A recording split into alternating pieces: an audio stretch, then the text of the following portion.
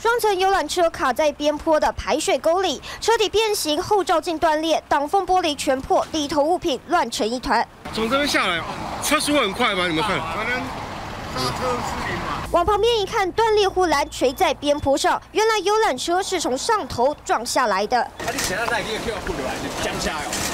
无啦，用敢若晕眩、很乌鼻啊。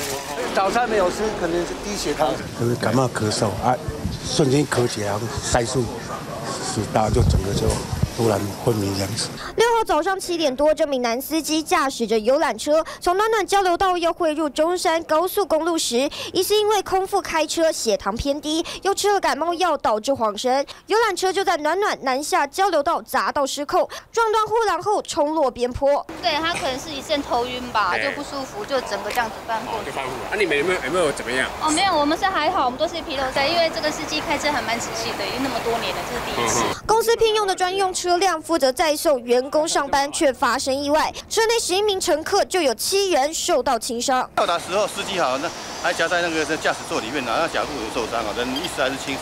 男司机伤势较为严重，一度卡在驾驶座内，所幸救出后意识清楚，只有脚部受伤。公司也赶紧派遣车辆来接员工，只是早晨上班途中遇上这样的情况，员工们都惊魂未定。TVBS 新闻刘新奎、亚云基隆报道。